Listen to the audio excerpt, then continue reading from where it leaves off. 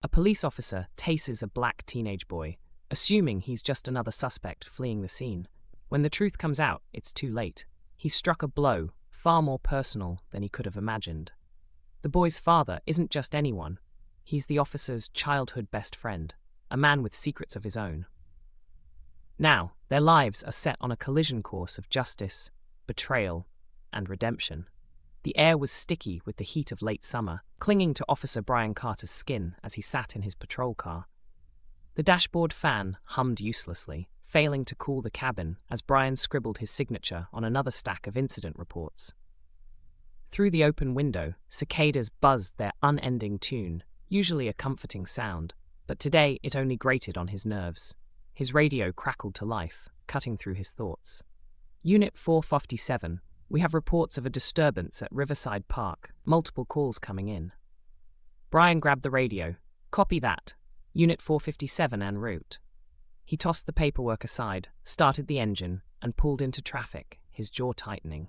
Another shift, another problem. As the patrol car turned onto the street leading to Riverside Park, Brian could see the commotion from a distance. A crowd had gathered, their voices carrying through the humid evening air. Some people held up their phones, their screens glowing as they recorded the scene. Brian parked and stepped out, the weight of his uniform suddenly heavier. The crowd's energy shifted as he approached, their eyes turning toward him. "Here we go," he muttered, his hand instinctively moving toward his belt. The crowd grew louder, their words blending into an indecipherable roar. That's when Brian spotted him. A teenage boy in a dark hoodie and jeans sprinting away from the center of the chaos, heading toward the park's eastern exit. "Stop!"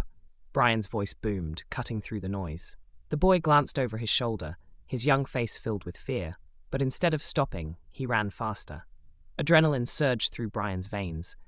A suspect fleeing the scene, that's what his training told him. His hand moved to his taser. "I said stop!" Brian shouted again, but the boy didn't slow down. In the dimming light, Brian's focus narrowed on the figure running from him. He aimed, squeezed the trigger, and watched as the prongs struck the boy square in the back. The teenager's body went rigid, then crumpled to the ground. The crowd erupted. "He's just a kid," someone screamed. "Are you filming this?" another voice shouted. Phones captured every angle as Brian approached the boy's motionless form. Lying face down in the grass, the teenager didn't move. Brian hesitated, the weight of his actions settling in his chest. His training told him to secure the suspect, but something about the boy's stillness unnerved him. Brian reached for his radio. "Dispatch, this is Unit 457.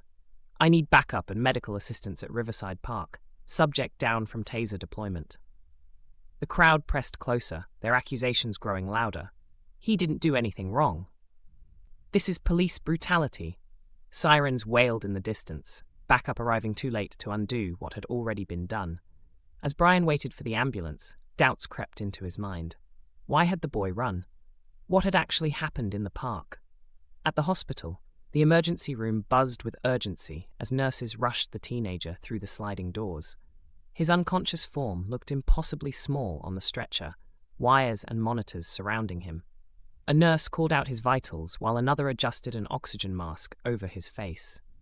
Karen Moore burst through the hospital doors moments later, her face pale and her hands trembling. "Where's my son?" she demanded, her voice cracking. "Where's Elijah?" The receptionist looked up, her expression somber. "Ma'am, the doctors are with him now. Please have a seat and we'll update you shortly." Karen sank into a chair, her purse falling to the floor.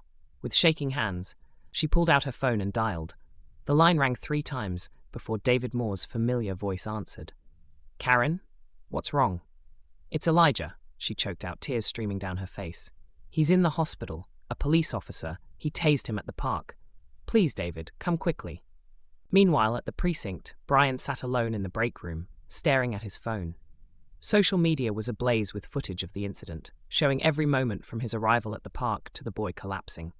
Comments flooded in, calling him a racist, demanding his badge, and questioning his judgment. His stomach churned. The door swung open, and Chief Anderson walked in, his expression grim. "Carter, we need to talk." Brian stood, his body tense. "Yes, Chief?" "You're being placed on administrative leave, effective immediately," Anderson said.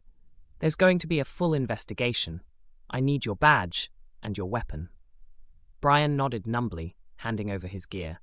The chief's words barely registered as the weight of his actions settled on his shoulders.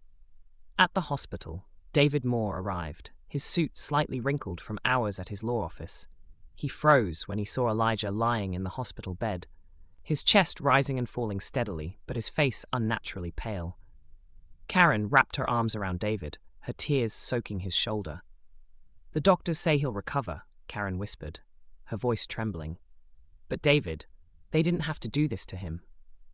David's lawyer instincts kicked in, his mind already formulating a plan. "We're not letting this slide," he said firmly. "I'll call a press conference."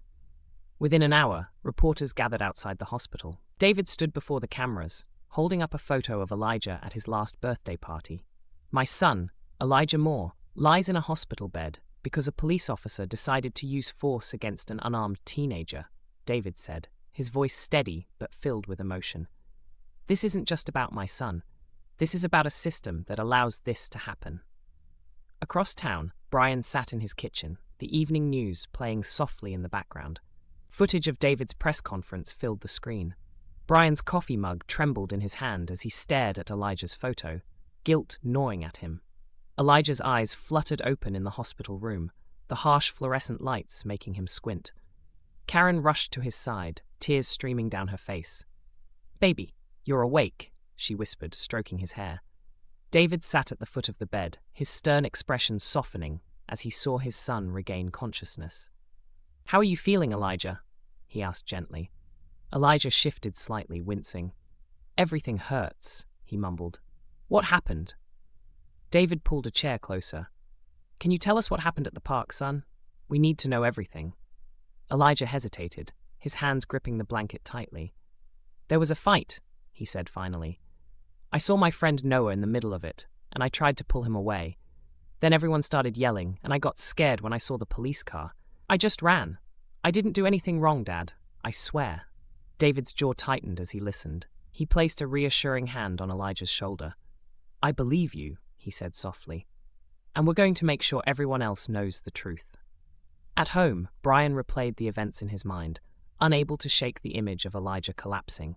He'd assumed the boy was a threat, but now, watching the news, all he could see was a scared teenager. Memories of his childhood surfaced. Memories of playing tag with David in their old neighborhood, their laughter echoing in the summer air.